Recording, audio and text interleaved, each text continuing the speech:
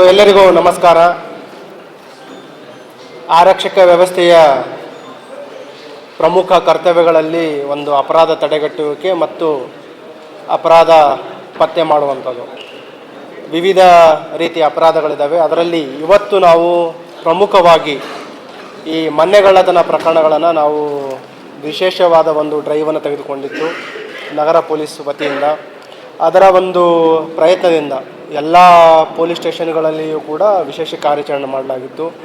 ಪ್ರಮುಖವಾಗಿ ಹಗಲು ಮನೆಗಳ್ಳತನ, ರಾತ್ರಿ ಮನೆಗಳ್ಳತನ ಮತ್ತು ಮನೆಗಳ್ಳತನ, ಈ ರೀತಿಯ 3 ಅಪರಾಧಗಳನ್ನು ಪರಿಗಣನೆಗೆ ತೆಗೆದುಕೊಂಡು ವಿಶೇಷ ಕಾರ್ಯಾಚರಣೆಯನ್ನು ತೆಗೆದುಕೊಂಡಾಗ ಒಟ್ಟು 65 ಪ್ರಕರಣಗಳನ್ನು ಭೇದಿಸುವಲ್ಲಿ ನಗರ ಪೊಲೀಸ್ನ ಎಲ್ಲ ಠಾಣೆಯ ಅಧಿಕಾರಿ ಸಿಬ್ಬಂದಿಯವರು ಯಶಸ್ವಿಯಾಗಿದ್ದಾರೆ.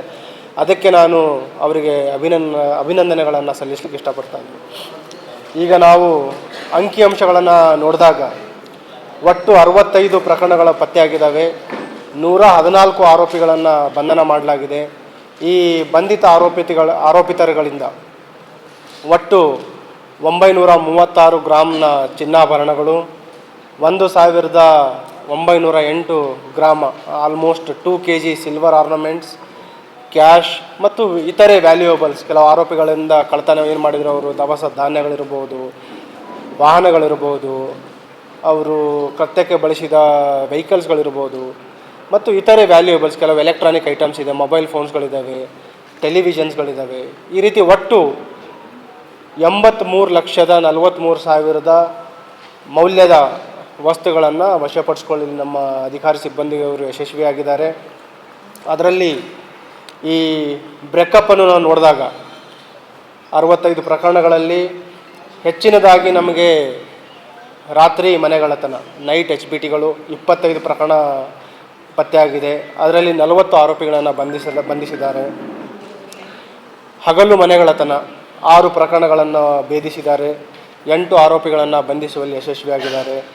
ಹೌಸ್ ಥೆಫ್ಟ್ 5 ಪ್ರಕರಣಗಳನ್ನು ಮತ್ತು 5 ಆರೋಪಿಗಳನ್ನು ಬಂಧಿಸುವಲ್ಲಿ ಯಶಸ್ವಿಯಾಗಿದ್ದಾರೆ. ಅದಲ್ಲದೆ ಇತರೆ ಸಾಧಾರಣ ಕಳ್ಳತನಗಳು ಒಟ್ಟು 29 ಇದ್ದಾವೆ. ಅದರಲ್ಲಿ 61 ಆರೋಪಿಗಳನ್ನು ಬಂಧಿಸುವಲ್ಲಿ ಯಶಸ್ವಿಯಾಗಿದ್ದಾರೆ. ಇದರಲ್ಲಿ ನಾನು ಹೇಳಿದೆ, ಒಂದು ಪ್ರಮುಖ ಪಾತ್ರ ನಮ್ಮ ಪೊಲೀಸ್ ಇಲಾಖೆದು ಅಂತಂದರೆ ಅಪರಾಧಗಳನ್ನು ತಡೆಗಟ್ಟುವುದು. ಒಂದು ವೇಳೆ ಅಪರಾಧಗಳು ಗತಿಸಿದಾಗ ಅವುಗಳನ್ನು ಪತ್ತೆ ಯಾವ ರೀತಿ ಮಾಡೋದು ಕೂಡ ಜವಾಬ್ದಾರಿ ನಮ್ಮದು.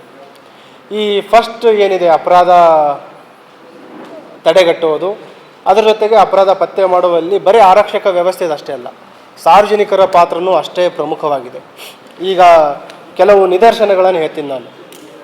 ಈಗ ಒಂದು ಇನ್ಸಿಡೆಂಟಲ್ಲಿ ಎಲ್ಲಿ ಅಶೋಕನಗರ ಪೊಲೀಸ್ ಸ್ಟೇಷನಲ್ಲಿ ಒಬ್ಬರ ಮನೆಯಲ್ಲಿ ಕಳ್ಳತನ ಆಗುತ್ತೆ. ಅದರಲ್ಲಿ ನಿಯರ್ಲಿ 250 ಗ್ರಾಮ್ ಗೋಲ್ಡ್ ಕಳ್ಳತನ ಆಗಿರುತ್ತೆ. ಲಕ್ಷಾಂತರ ಬೆಲೆ ಬಾಳುವ ಚಿನ್ನಾಭರಣ ಕಳ್ಳತನ ಮಾಡಿರ್ತಾರೆ. ನಾವು ತನಿಖೆಯನ್ನು ಕೈಗೆತ್ತಿಕೊಂಡಾಗ ಗುರ್ತಾಗಿದ್ದೇನಂತಂದರೆ, ಅವರ ಮನೆಯಲ್ಲಿ ಏನು ಕೆಲಸ ಮಾಡ್ತಾ ಇದ್ದ ಕಾರ್ ಚಾಲಕ, ಸೊ ಅವನೇ ಕಳ್ಳತನ ಮಾಡಿದ್ದು ಬೆಳಕಿಗೆ ಬರುತ್ತೆ. ಒಂದು ಪ್ರಿವೆನ್ಷನ್ ಏನಂತಂದರೆ, ನಾವು ಪದೇ ಪದೇ ಹೇಳ್ತಾ ಇದ್ದೀವಿ, ಯಾವುದೇ ರೀತಿ ತಾವು ಕೆಲಸಕ್ಕೆ ತೆಗೆದುಕೊಳ್ಬೇಕಾದ್ರೆ ಡೊಮೆಸ್ಟಿಕ್ ಹೆಲ್ಪ್ ಆಗ್ಬೋದು, ಕಾರ್ ಚಾಲಕರಾಗ್ಬೋದು, ಒಂದು ಪೊಲೀಸ್ ಆ್ಯಂಟಿಸಿಡೆಂಟ್ ವೆರಿಫಿಕೇಷನ್ ಅಂತ ಇರುತ್ತೆ ನಮ್ಮ ಸ್ಪೆಷಲ್ ಬ್ರ್ಯಾಂಚಲ್ಲಿ. ಇಲ್ಲಿ ತಾವು ಏನಾದರೂ ಯಾರಿಗೆ ತಾವು ಕೆಲಸಕ್ಕೆ ತೆಗೆದುಕೊಳ್ತೀರಿ, ಒಂದು ಬೇಸಿಕ್ ಆ್ಯಂಟಿಸಿಡೆಂಟ್ ವೆರಿಫಿಕೇಷನ್ ಮಾಡಿದಾಗ ಅವನಿಗೆ ನಮ್ಮ ಪೊಲೀಸರು ಕರೆದು ವಿಚಾರಣೆ ಮಾಡ್ತಾರೆ. ಅವನ ಅಪರಾಧ ಹಿನ್ನೆಲೆ ಇದೆಯಾ ಇಲ್ಲ ಅನ್ನೋದು ಗೊತ್ತಾಗುತ್ತೆ. ಒಂದು ವೇಳೆ ಇಲ್ಲ ಅಂತಂದರು, ಒಂದು ಇಂಟ್ರ್ಯಾಕ್ಷನ್, ಪೊಲೀಸ್ ಇಂಟ್ರ್ಯಾಕ್ಷನ್ ಏನಾಗುತ್ತೆ ಅವನ ಆ್ಯಂಟಿಸಿಡೆಂಟ್ ವೆರಿಫಿಕೇಷನ್ದು, ಅದರ ಮೇಲೇ ಅಪರಾಧ ತಡೆಗಟ್ಟು ಒಂದು ವಾತಾವರಣ ಅಲ್ಲಿ ಸೃಷ್ಟಿಯಾಗುತ್ತೆ. ಪೊಲೀಸರು ಕರೆದಿದ್ರು, ವಿಚಾರಣೆ ಮಾಡಿದರು ಅಂತ. ಆವಾಗ ಇವನು ಅಪರಾಧ ಮಾಡುವಂಥ ಪ್ರಮೇಯನೂ ಕಡಿಮೆ ಆಗುತ್ತೆ. ಸೊ ಬೇಸಿಕ್ ಇದರಿಂದ ಕಲಿಬೇಕಾಗಿದ್ದು ಅಂತಂದರೆ, ಯಾರಿಗಾದರೂ ತಾವು ಹೈರ್ ಮಾಡಬೇಕಾದ್ರೆ ಸೇಫ್ಟಿ ಪ್ರಿಕಾಷನ್ ಅಂತಂದರೆ ಪೊಲೀಸ್ ಆ್ಯಂಟಿಸಿಡೆಂಟ್ ವೆರಿಫಿಕೇಷನ್. ಈವೇನ ತಾವು ಯಾರಿಗಾದರೂ ಬಾಡಿಗೆ ಮನೆ ಕೊಡಬೇಕಾದ್ರು ಅಲ್ಲಿನೂ ಕೂಡ ತಾವು ಯಾರಿಗೆ ನೀಡ್ತಾ ಇದ್ರೆ ಅಲ್ಲಿನೂ ಕೂಡ ಪೊಲೀಸ್ ಆ್ಯಂಟಿಸಿಡೆಂಟ್ ವೆರಿಫಿಕೇಷನ್ ಮಾಡಿದ್ರೆ ಅಲ್ಲಿನೂ ಕೂಡ ನಿಮ್ಗೆ ಗೊತ್ತಾಗುತ್ತೆ, ಯಾರಾದರೂ ಔಟ್ಸೈಡರ್ಸಿಗೆ ತಾವು ಕೊಟ್ಟಿದ್ದರೆ ಅವರ ಅಪರಾಧ ಹಿನ್ನೆಲೆ ಏನಾದರೂ ಇದೆಯಾ ಅಂತ. ಮತ್ತು ಇನ್ನೊಂದು ಪ್ರಕರಣದಲ್ಲಿ ಏನಾಗಿದೆ ಅಂತಂದರೆ, ಇದು ಒಂದು ಸ್ಟ್ರೇಂಜ್ ಇನ್ಸಿಡೆಂಟ್. ಇದು ಆಗಿದ್ದು ಚೌಕ್ ಪೊಲೀಸ್ ಸ್ಟೇಷನ್ ಲಿಮಿಟ್ಸಲ್ಲಿ. ಇದರಲ್ಲಿ ಈ ಮನೆಗಳ್ಳತನ ಆಗುತ್ತೆ. ಈ ಮನೆಗಳ್ಳತನ ದೂರದಾರ ಜೊತೆನೇ ಅಪರಾಧಿಗಳು ಬಂದು ಸ್ಟೇಷನ್ ಮೇಲೆ ಒತ್ತಾಯ ಹಾಕ್ತಾ ಇರ್ತಾರೆ. ಏನು ಪತ್ತೆ ಮಾಡ್ತಾಯಿಲ್ಲ ನೀವು, ಇಷ್ಟು ಒಂದು ವಾರ ಆಯಿತು, ಆಲ್ಮೋಸ್ಟ್ ಯಾವುದೇ ಎಫರ್ಟ್ಸ್ ಆಗ್ತಾಯಿಲ್ಲ ಅಥವಾ ಪ್ರೋಗ್ರೆಸ್ ಆಗ್ತಾಯಿಲ್ಲ ಪ್ರಕರಣದಲ್ಲಿ ಅಂತ ಒತ್ತಡ ಆಗ್ತಾ ಇರ್ತಾರೆ. ಆಮೇಲೆ ತನಿಖೆ ಚುರುಕಾಗಿ ನಮಗೆ ದೊರೆತ ವೈಜ್ಞಾನಿಕ ಕೆಲವು ತಾಂತ್ರಿಕ ಸಾಕ್ಷ್ಯಾಧಾರಗಳ ಮೇಲೆ ಅದರಲ್ಲಿ 2 ಜನ ಆರೋಪಿಗಳನ್ನು ಬಂಧಿಸಲಾಗುತ್ತೆ. ಇದರಲ್ಲಿ ಇವರೇನು ವಿಕ್ಟಿಮ್ಸ್ ಫ್ಯಾಮಿಲಿ ಮೆಂಬರ್ಸ್ ಎಲ್ಲ ಯಾವಾಗ ಅವರು ಬ್ಯುಸಿ ಇದ್ದಾರೆ ಮತ್ತು ಎಲ್ಲಿ ಮನೆಗೆ ಬಿಟ್ಟು ಹೋದಾಗ ಅದು ಅವರಿಗೆ ನಿಖರವಾದ ಮಾಹಿತಿ ಇರುತ್ತೆ. ಅದೇ ಸಂದರ್ಭದಲ್ಲಿ ಅಪರಾಧ ಮಾಡಿರ್ತಾರೆ. ಶಾರ್ಟ್ ಟೈಮ್ ಇರುತ್ತೆ ವಿಂಡೋ.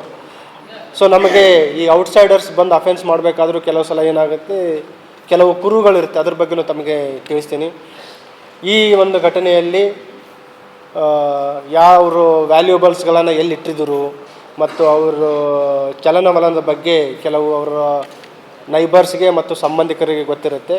ಇದರಲ್ಲಿ ಒಬ್ಬ ಸಂಬಂಧಿಕ ಯುವಕ ಇದ್ದಾನೆ ಮತ್ತು ನೆರೆಯ ಒಬ್ಬ ಯುವಕ ಇದ್ದಾನೆ. ಅವರನ್ನು ಕೂಡ ಬಂಧಿಸಿ ಅದರಲ್ಲಿಯೂ ಕೂಡ ಬೆಲೆ ಬಾಳುವ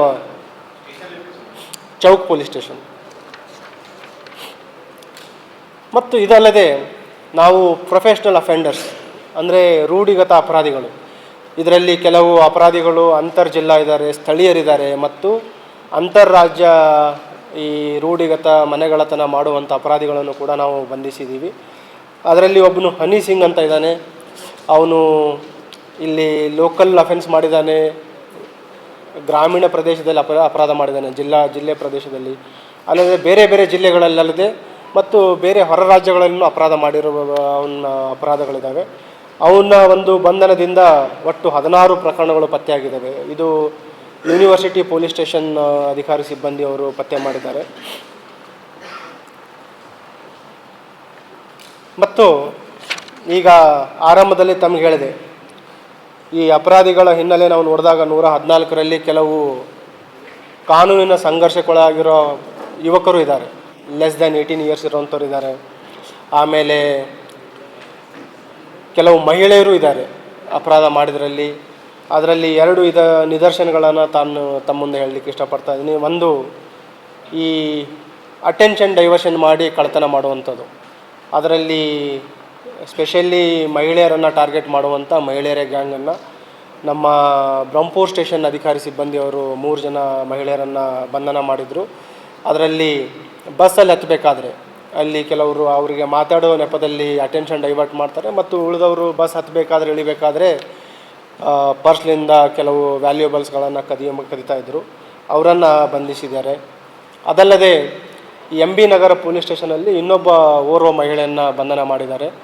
ಇದರಲ್ಲಿ ಮನೆ ತೆಗೆದಾಗಲೇ ಈಗೇನಾಗುತ್ತೆ, ನಾವು ಮನೆ ಕೆಲಸ ಮಾಡಬೇಕಾದ್ರೆ ಮನೆ ಓಪನ್ ಇಟ್ಟು ಯಾವುದೋ ಒಂದು ಕಾರ್ನರಲ್ಲಿ ಅಥವಾ ಯಾವುದೋ ಒಂದು ರೂಮಲ್ಲಿ ಕೆಲಸ ಮಾಡ್ತಾ ಇರ್ತಾರೆ. ಅಲ್ಲಿ ಬೇರೆ ಒಬ್ಬರು ಪರಿಚಯ ಮಾಡ್ಕೊಳ್ಳೋ ರೀತಿಯಿಂದ ಮನೆ ಎಂಟ್ರಾಗ್ತಾರೆ. ಒಂದು ವೇಳೆ ಯಾರೂ ಅವರಿಗೆ ಗಮನಿಸಲಿಲ್ಲ ಅಂತಂದರೆ ಅಲ್ಲಿ ಕಳ್ಳತನ ಮಾಡುವಂಥದ್ದು. ಸೊ ಆ ರೀತಿಯೂ ಕೂಡ ಕೆಲವು ಅಪರಾಧಗಳು ಘಟಿಸಿದ್ವು. ಅಂತಲ್ಲಿ ಕೂಡ ನಮ್ಮ ಅಧಿಕಾರಿಗಳು ದೊರೆತ ಸಾಕ್ಷ್ಯಗಳ ಮೇಲೆ ಪತ್ತೆ ಮಾಡಿದ್ದಾರೆ. ಈಗ ನಾನು ಆರಂಭದಲ್ಲಿ ಹೇಳಿದೆ, ಈಗ ಪ್ರಿವೆನ್ಷನ್ನು ತುಂಬ ಪ್ರಮುಖ. ನಾವು ಅಪರಾಧಿಗಳಿಗೆ ಅಪರಾಧ ಮಾಡಲಿಕ್ಕೆ ಅವಕಾಶ ಕೊಟ್ಟಿಲ್ಲ ಅಂತಂದರೆ ಈ ಏನು ಈಗ ನಿಯರ್ಲಿ ನಮ್ಮದು ಡಿಟೆಕ್ಷನ್ ಪರ್ಸೆಂಟೇಜ್ ಎಷ್ಟಿರುತ್ತೆ ಈ HBTಗಳಲ್ಲಿ, ನಿಯರ್ಲಿ 40-50% ಆದರೆ ಭಾಳ ಆಗುತ್ತೆ. ಅದರಲ್ಲಿ ನಮಗೆ ಕೆಲವು CCTV ಫುಟೇಜ್ ಇರ್ಬೋದು, ಫಿಂಗರ್ ಪ್ರಿಂಟ್ ಎವಿಡೆನ್ಸಸ್ ಇರ್ಬೋದು, ಅಥವಾ ಡಾಗ್ ಸ್ಕ್ವಾಡ್ ಕೊಟ್ಟ ಲೀಡ್ಸ್ಗಳ ಮೇಲೆ ಪತ್ತೆ ಆಗ್ತವೆ. ಈಗ ಸುಮಾರು ಮನೆಗಳಲ್ಲಿ ನಾವು ನಿರಂತರವಾಗಿ ಅವೇರ್ನೆಸ್ಸನ್ನು ಮಾಡ್ತಾಯಿದ್ದೀವಿ. ತಮ್ಮ ಮನೆಗಳಿಗೆ ಒಂದು 20,000 to 50,000 ಒಳಗಡೆ ಮಿನಿಮಮ್ ಸೆಕ್ಯೂರಿಟಿ ಎಕ್ವಿಪ್ಮೆಂಟ್ಸ್ಗಳನ್ನು ಹಾಕ್ಕೊಂಡಿದ್ರೆ ಅಟ್ಲೀಸ್ಟ್ ಒಂದು 80 to 90% ಅಪರಾಧ ಆಗುವುದನ್ನು ತಡೆಗಟ್ಟಬಹುದು. ಈವನ್ 10% ನಾವು ಅಪರಾಧಿಗಳಿಗೆ ಅವ್ರ ಧೈರ್ಯಕ್ಕೆ ಮೆಚ್ಚುಗೆ ಕೊಟ್ಟರೆ. ಅದರಲ್ಲಿ ಬರ್ಗ್ಲರಿ ಅಲಾರ್ಮ್ 3,000 to 5,000 ರೂಪಾಯಿಗೆ ಒಂದು ಬರ್ಗ್ಲರಿ ಅಲಾರ್ಮ್ ಬರುತ್ತೆ. ನಿರಂತರವಾಗಿ ಹೇಳ್ತಾ ಇದ್ದೀವಿ, ಆದರೂ ಅದನ್ನು ಹಾಕ್ತಾಯಿಲ್ಲ. CCTV ಕ್ಯಾಮ್ರಾ ಹಾಕ್ಕೊಳ್ಳುವಂಥದ್ದು, ಮೋಷನ್ ಡಿಟೆಕ್ಟರ್ ಅಂತ ಬಂದಿದೆ. ಅದಲ್ಲದೆ ಈಗ ನಾವು ಮನೆಗಳಿಗೆ ಏನು ಲಾಕ್ ಹಾಕ್ತೀವಿ, ಈಗ ಲಾಂಗ್ ಲೀವ್ ಹೋಗಬೇಕಾದ್ರೆ ದೊಡ್ಡ ಲಾಕ್ ಹಾಕ್ತಾರೆ, ಪ್ಯಾಡ್ ಲಾಕ್ ಅಂತ. 1 ಸಲ 2 ಸಲ ನೋಡ್ತಾರೆ ಅಪರಾಧಿಗಳು ರೆಕ್ಕಿ ಮಾಡಿದಾಗ. ಆ ಸಂದರ್ಭದಲ್ಲಿ ಅವರಿಗೆ ಗೊತ್ತಾಗ್ಬಿಡುತ್ತೆ ಈ ಮನೆಯಲ್ಲಿ ಇವರು ವಾರಸುದಾರರಿಲ್ಲ ಅಥವಾ ನೈಟು ಹೊರಗಡೆ ಹೋಗ್ಬೇಕಾದ್ರೆ ಲೈಟ್ ಆನ್ ಮಾಡಿ ಹೋಗಿರ್ತಾರೆ, ಡೇ ಟೈಮಲ್ಲಿ ಲೈಟ್ ಉರಿತಾ ಇರುತ್ತೆ. ನ್ಯೂಸ್ ಪೇಪರ್ ಮನೆ ಮುಂದೆ ಬಿದ್ದಿರೋವಂಥದ್ದು, ಅಥವಾ ಹಾಲಿನ ಪ್ಯಾಕೆಟ್ ಬಿದ್ದಿರುವಂಥದ್ದು, ಅಥವಾ ಪ್ಯಾಡ್ಲಾಕ್, ವಿಸಿಬಲ್ ಪ್ಯಾಡ್ಲಾಕ್ ಅಥವಾ ಗೇಟಿಗೆ ಹಾಕಿರುವಂಥ ಲಾಕ್, ಇವೆಲ್ಲ ಈ ಅಪರಾಧಿಗಳಿಗೆ ಆಹ್ವಾನ ಕೊಟ್ಟ ರೀತಿ. ಮನೆಗಳತನ ಹಗಲಾಗ್ಬೋದು ಅಥವಾ ರಾತ್ರಿ ಮನೆಗಳತನ ಆಗ್ಬೋದು. ಸೊ ಕೆಲವು ಪ್ರಿಕಾಷನ್ಸ್ ಈಗ ನಾನು ಹೇಳಿದಾಗ CCTV ಕ್ಯಾಮ್ರಾ ಹಾಕೋದು, ಇಂಟರ್ಲಾಕ್, ಈ ಪ್ಯಾಡ್ಲಾಕ್ ಬದಲು ಇಂಟರ್ಲಾಕ್ ಹಾಕುವಂಥದ್ದು. ಅದಲ್ಲದೆ ನೈಬರ್ಸ್, ನೋ ಯುವರ್ ನೈಬರ್ ಅಂತ ಸುಮಾರು ನಾವು ಇನಿಷಿಯೇಟ್ ಮಾಡಿದ್ದೀವಿ. ಒಂದು ವೇಳೆ ತಾವು ಹೋಗ್ತಾ ಇದ್ರೆ ಅಕ್ಕಪಕ್ಕ ನೆರೆಯವರಿಗೆ ಪರಿಚಯ ಮಾಡ್ಕೊಳ್ಳಿ, ಅವ್ರಿಗೆ ತಿಳಿಸಿ, ಅವರು ನಿಮ್ಮ ಮನೆ ಮೇಲೆ ನಿಗಾ ಇಡ್ತಾರೆ. ಬರ್ಗ್ಲರಿ ಅಲಾರ್ಮ್, ಅಗೇನ್ 3,000 to 5,000 rupees ಚೆನ್ನಾಗಿರೋದು ಡೀಸೆಂಟ್ ಬರ್ಗ್ಲರಿ ಅಲಾರ್ಮ್ ಬರುತ್ತೆ. ಯಾರಾದರೂ ಬ್ರೇಕ್ ಓಪನ್ ಮಾಡಿದರೆ ಆಟೋಮೆಟಿಕ್ ಅಲಾರ್ಮ್ ಬರುತ್ತೆ, ಅಪರಾಧಿಗಳು ಭಯದಿಂದ ಓಡೋಗುವಂಥ ಪರಿಸ್ಥಿತಿ ಬರುತ್ತೆ. ಇದಕ್ಕೂ ಕೂಡ ಒಂದು ನಿದರ್ಶನ ನಾನು ಹೇಳ್ತೀನಿ. ಒಂದು ಬೆಂಗಳೂರಲ್ಲಿದ್ದಾಗ ಒಬ್ಬರು ಎಜುಕೇಟೆಡ್ ಇಂಜಿನಿಯರ್, ಅವ್ರ ಮನೆ ಕಳ್ಳತನ ಆಗಿರುತ್ತೆ. ಅವ್ರ ಮನೆಯಲ್ಲಿ ಪ್ರತಿ ಲಾಸ್ಟ್ 10 years ನಮ್ಮ ಕ್ರೈಮ್ ಪ್ರಿವೆನ್ಷನ್ ಮಂತಲ್ಲಿ ನಾವು ಪೊಲೀಸರು ಹೋಗಿ ಅವೇರ್ನೆಸ್ ಮಾಡ್ತೀವಿ, ಏನೇನು ಪ್ರಿವೆನ್ಷನ್ ಮಾಡ್ಬೇಕಂತ ಈ ರೀತಿ ಪಾಂಪ್ಲೆಟ್ಸ್ ಮುಖಾಂತರ. ಆ ಮನೆಗೆ 10 ವರ್ಷ ನಮ್ಮವ್ರು ಹೋಗಿದ್ದಾರೆ. ಬಟ್ ನಮ್ಮದು ಇಲ್ಲಿ 20-25 ವರ್ಷದಿಂದ ಇದ್ದೀವಿ, ನಮ್ಗೆ ಯಾವತ್ತೂ ಕಳ್ಳತನ ಆಗಿಲ್ಲ. ಇವ್ರು ಬಂದು ನಮಗೆ ಸುಮ್ಮನೆ CCTV ಹಾಕಂತಾರೆ, ಬರ್ಗ್ಲರಿ ಅಲಾರ್ಮ್ ಹಾಕಂತಾರೆ, ಮೋಷನ್ ಡಿಟೆಕ್ಟರ್ ಹಾಕಂತಾರೆ ಅಂತಂದು ಅವರು ನೆಗ್ಲೆಕ್ಟ್ ಮಾಡಿದರು. ಅವರು ಪಕ್ಕ ಮನೆಯಲ್ಲೂ ಅಫೆನ್ಸ್ ಆಗಿತ್ತು ಕಳೆದ 2-3 ವರ್ಷಗಳಲ್ಲಿ, ಆದರೂ ಕೂಡ ಎಚ್ಚೆತ್ಕೊಂಡಿರಲಿಲ್ಲ. ನೆಕ್ಸ್ಟ್ ಅವರು ಸಿಂಗಾಪುರ್ ಹೋಗಿದ್ದನ್ನು ಅವರು ಸಾಮಾಜಿಕ ಜಾಲತಾಣದಲ್ಲಿ ಹಾಕಿದರು. ಒಂದು ವಾರದ ನಂತರ ಬಂದು ನೋಡಿದಾಗ ನಿಯರ್ಲಿ 65 lakh rupees ಬೆಲೆ ಬಾಳುವ ವ್ಯಾಲ್ಯೂಯಬಲ್ಸ್ ಅವ್ರ ಮನೆಯಲ್ಲಿ ಕಳ್ಳತನ ಆಗಿತ್ತು.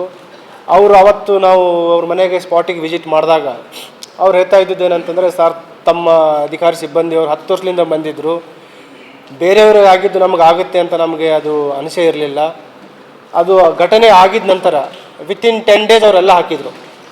ಸೊ ಮೈ ಸಿನ್ಸಿಯರ್ ರಿಕ್ವೆಸ್ಟ್ ಅಂತಂದರೆ, don't wait for offence to commit or knock your door. ಬೇರೆಯವ್ರಲಿಂದ ತಾವು ಕಲ್ತ್ಕೊಳ್ಬೇಕು, ಎಚ್ಚೆತ್ಕೊಳ್ಬೇಕು. ಸೊ ನೀವು ನೆಮ್ಮದಿಯಿಂದ ಇರ್ಬೋದು. ಮತ್ತು ಒಂದು ವೇಳೆ ಅಫೆನ್ಸ್ ಆದರೆ, ಏನಾದರೂ ಘಟನೆ ಆದರೆ ನಮಗೆ ವೈಜ್ಞಾನಿಕವಾದ ಸಾಕ್ಷಿಗಳು ಸಿಗುತ್ತೆ. ಈಗ ನಮ್ಮ ಈಗ ಹೇಳಿದ್ದೀವಿ ಪತ್ತೆ ಮಾಡಿರೋಂಥ ಅದರಲ್ಲಿ 60 to 70% ನಮಗೆ ದೊರೆತ ಸೈಂಟಿಫಿಕ್ ಲೀಡ್ಸ್ ಅಂದರೆ CCTV ಫುಟೇಜ್ ಇರ್ಬೋದು, ಫಿಂಗರ್ ಪ್ರಿಂಟ್ಸ್ ಇರ್ಬೋದು, ಮತ್ತು ಕೆಲವು ಕ್ರಿಮಿನಲ್ ಇಂಟೆಲಿಜೆನ್ಸ್ ಮುಖಾಂತರ ಈ ಅಪರಾಧಿಗಳು ಬಗ್ಗೆ ನಮಗೆ ಮಾಹಿತಿ ಸಿಕ್ಕಿದೆ. ಮತ್ತು ಕೆಲವು ವ್ಯಾಲ್ಯೂಯಬಲ್ಸ್ ಇದ್ದರೆ ಬ್ಯಾಂಕ್ ಲಾಕರ್ ಫೆಸಿಲಿಟಿನೂ ಕೂಡ ಬಳಸ್ಬೋದು. ಸಾರ್ವಜನಿಕರು ವ್ಯಾಲ್ಯೂಯಬಲ್ಸ್ಗಳನ್ನು ಬ್ಯಾಂಕ್ ಲಾಕರ್ ಫೆಸಿಲಿಟಿ ಕೂಡ ಬಳಸ್ಬೋದು. ಮತ್ತು ಇನ್ನೊಂದು ಮಾಧ್ಯಮದ ಮುಖಾಂತರ ಎಲ್ಲರಲ್ಲಿ ಒಂದು ವಿನಂತಿ ಏನಂತಂದರೆ, ಈಗ ಯಾವುದಾದ್ರೂ ಈ ರೀತಿ ಘಟನೆ ಆದಾಗ, ಮನೆಗಳತನ ಆದಾಗ ಎಲ್ಲರೂ ಗಾಬರಿಯಾಗಿ ಎಲ್ಲ ಚೆಕ್ ಮಾಡಲಿಕ್ಕೆ ಹೋಗ್ಬಿಡ್ತಾರೆ. ಅವಾಗ ಏನಾಗುತ್ತೆ, ನಮ್ಮದು ಸೀನ್ ಆಫ್ ಕ್ರೈಮ್ ಟ್ಯಾಂಪರ್ ಆಗಿಬಿಡುತ್ತೆ, ಅಲ್ಲಿರುವ ನಮಗೆ ಸಾಕ್ಷಿಗಳು ನಾಶ ಆಗುತ್ತೆ. ಒಂದು ಮನವಿ ಏನಂತಂದರೆ, ಒಂದು ವೇಳೆ ಏನಾದರೂ ಇನ್ಸಿಡೆಂಟ್ ಆದರೆ ಈ scene of crime sanctity preservation ಮಾಡುವಂಥದ್ದು. ಅಂದರೆ ತಕ್ಷಣ 112 ಕರೆ ಮಾಡಿ ಪೊಲೀಸ್ ಠಾಣೆಗೆ ದೂರು ನೀಡಿ, ಆವಾಗ ನಮ್ಮ ಏನು ವೈಜ್ಞಾನಿಕ ತಂಡಗಳಿದ್ದಾವೆ, ನಮ್ಮ ಸೋಕೋ ಆಫೀಸರ್ಸ್ ತಂಡ ಇರ್ಬೋದು, ಫಿಂಗರ್ ಪ್ರಿಂಟ್ ತಂಡ ಇರ್ಬೋದು, ಡಾಗ್ ಸ್ಕ್ವಾಡ್ ತಂಡ ಇರ್ಬೋದು, ಅಲ್ಲಿ ಬಂದಾಗ ಅಲ್ಲಿ ಇರುವ ಸಾಕ್ಷಿಗಳನ್ನು ನಾವು ಕಲೆ ಹಾಕಲಿಕ್ಕೆ ಸಾಧ್ಯ ಆಗುತ್ತೆ.